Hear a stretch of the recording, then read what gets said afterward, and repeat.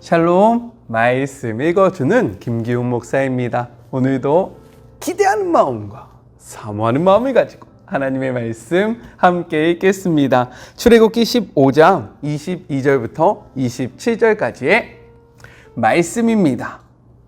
모세가 이스라엘을 인도하여 홍해에서 스루 광야로 들어갔다.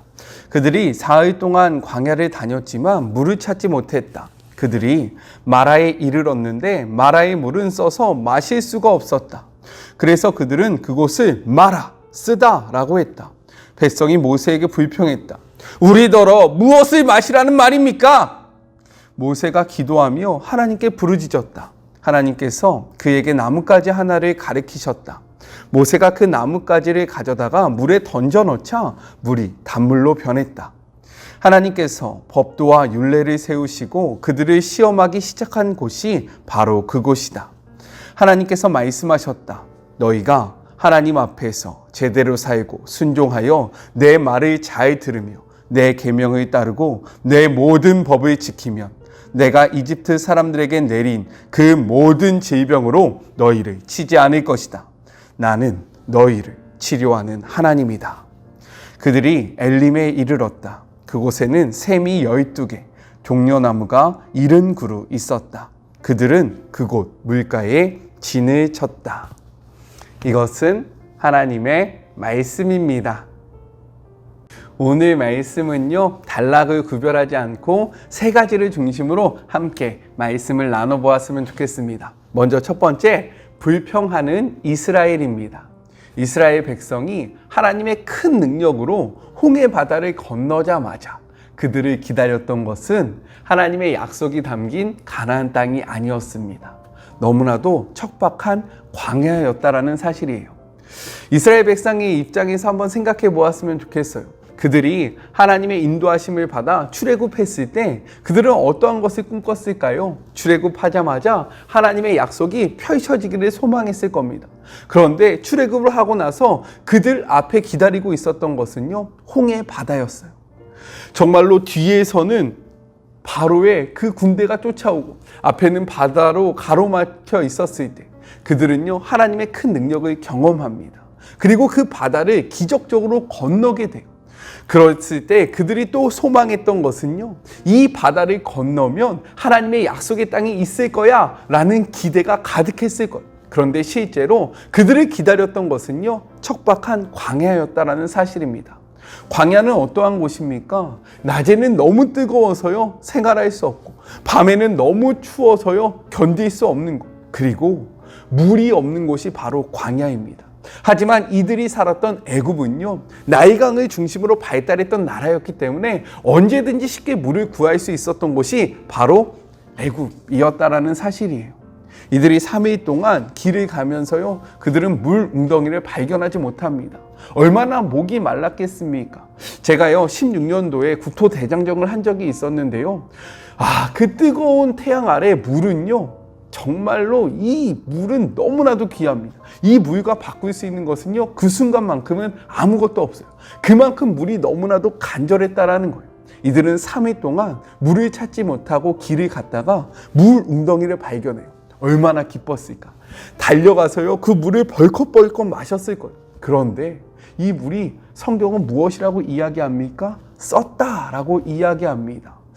성경학자들은요, 실제로 이 물이 쓴 것이 아니라 그 태양으로 인해서 이 물이 너무 짜서 먹을 수 없었을 것이다 라고 이야기를 합니다.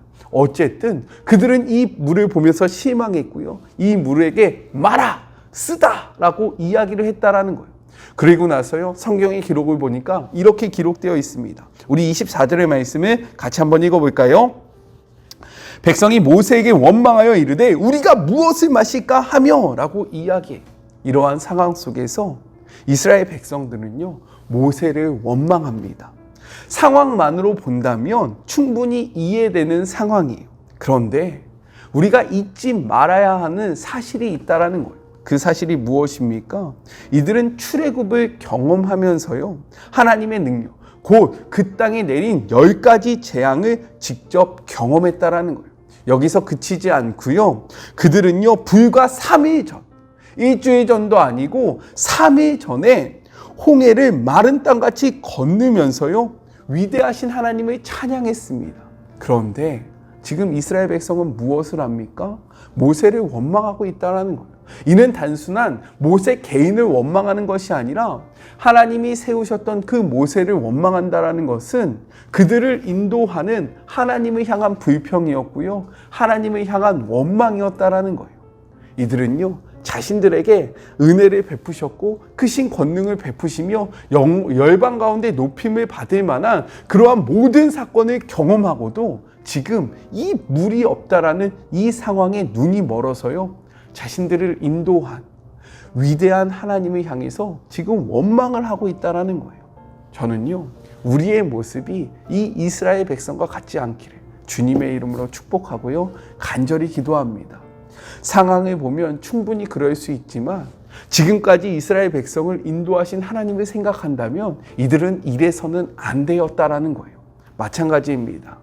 저는요, 여러분이 어떠한 상황 속에 있는지 알지 못합니다. 하지만 신실하게 우리를 이끄신 하나님을 바라보며 불평하는 것이 아니라 하나님을 의지하고 신뢰하는 그런 복된 하루가 되기를 주님의 이름으로 축복하며 권면해요. 둘째, 여호와께 부르짖는 모세에 대해서 우리 같이 생각해 봤으면 좋겠어요.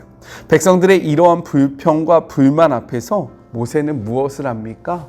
하나님을 찾아 부르짖습니다. 우리 말씀을 같이 한번 볼까요? 25절 전반부의 말씀입니다. 모세가 여호와께 부르짖었더니, 모세가 하나님을 찾은 이유는요, 이 문제가 자신에게 속한 문제가 아니라 이 문제의 해결은 오직 한 분 대신 하나님께 속한 문제였다는 것을 분명히 알았기 때문에 그는 자신이 이 문제를 해결하려고 하는 것이 아니라 어떠한 지시를 하거나 무엇을 제시한 것이 아니라 하나님 앞에 나아가 하나님 앞에 기도했다라는 거예요. 왜 그랬냐면 그는 애굽에 임한 10가지 재앙을 통해서 그리고 홍해 사건을 통해서 모세는 하나님의 능력을 체험했기 때문입니다.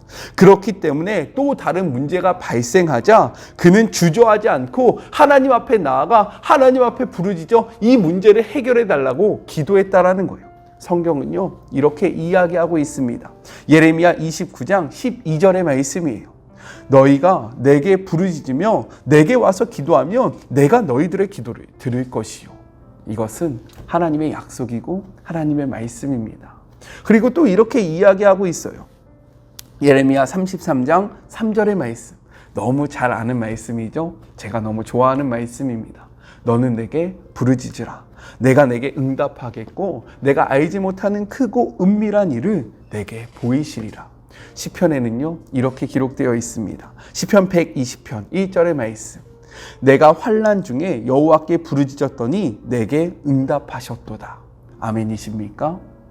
우리 모세와 같이 하나님 앞에 부르짖어 우리들의 삶의 문제를 해결하는 그런 복된 하루가 되었으면 좋겠습니다. 하나님이 약속하셨어요. 하나님을 향하여 기도할 때에 하나님이 들으시고 하나님이 응답하시겠다. 이 약속을 믿으시는 복된 하루 됩시다. 마지막 셋째, 약속하시는 하나님에 대해서 이야기하고 있어요. 우리 26절의 말씀 같이 한번 읽어볼까요?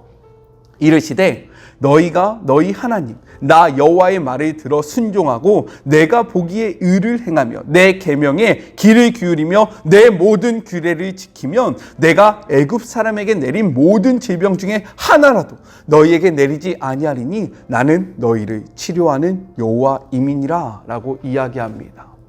모세의 부르짖음에 하나님이 응답하시는 거예요. 내가 그들을 지킬 것이고 내가 그들을 치료할 것이다. 그런데 조건이 있다라는 거죠. 그 조건이 무엇입니까? 우리가 하나님의 말씀을 듣고 그분의 말씀에 순종하며 살아가는 것을 조건으로 제시하고 계시다는 겁니다. 그들이 애굽에 있었을 때 그들은요, 애굽 왕의 말을 들어야 했고요, 애굽의 법을 따라야 했습니다. 그러나 이제는요, 하나님의 말씀하시는 것을 들어야 된다라는 거예요. 하나님을 우리의 삶의 기준으로 삼고요, 하나님을 우리의 주인으로 삼고요, 이제 우리가 그 애굽의 왕을 모시는 것이 아니라 하나님을 모시며 하나님의 뜻대로 살아가야 한다라는 것을 우리에게 힘있게 이야기를 하고 있는 거예요. 우리의 삶 속에 배어 있는 애굽의 법칙을 벗어버리고 하나님의 백성으로 하나님의 말씀과 하나님의 규례를 따라 살 것을 요구하고 계신다라는 겁니다. 이는요, 오늘날에도 동일하게 적용되어집니다. 우리는 이 세상 속에서 살아가고 있어요. 하지만 우리는 이 세상의 백성이 아니라 하나님 나라의 백성입니다. 믿으십니까? 그렇기 때문에 우리가 따라야 하는 삶의 모습은요, 세상의 법칙, 세상의 그런 이야기가 아니라 하나님의 말씀이고 하나님의 계명이라는 거예요.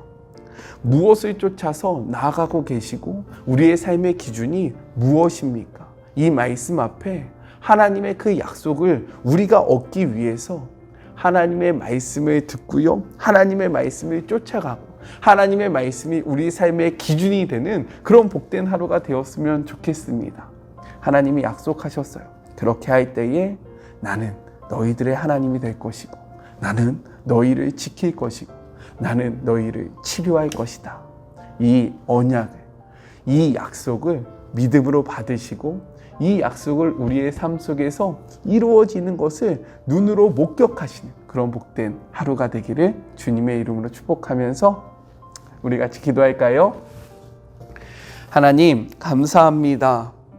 이스라엘 백성은요, 그 크신 하나님의 능력을 다 경험하고도 3일 만에 다시금 삶의 문제 앞에 하나님 앞에 불평하고 있는 모습을 우리가 발견할 수 있었습니다. 그런데 이 이스라엘 백성의 모습이 우리의 모습임을 고백하옵니다. 주님, 우리가 상황 때문에 하나님을 원망하는 것이 아니라 우리의 삶 속에서 역사하셨던 그 하나님의 일을 바라보며 하나님을 찬양하는 주의 자녀들이 되게 하여 주시옵소서. 또한 삶의 문제가 다가올 때에 불평하기보다는 기도하게 하시고 우리가 해결하려는 것이 아니라 하나님 앞에 올려드리는 주의 자녀들이 되게 하여 주시옵소서. 하나님의 언약의 말씀을 믿음으로 소유함으로 주의 백성이 됨으로 주님의 약속을 우리의 삶 속에서 이루는 자들이 되기를 소망하오니 세상의 법칙을 쫓아 살아가는 것이 아니라 하나님의 말씀을 쫓아 살아가는 주의 모든 자녀들이 되게 하여 주시옵소서.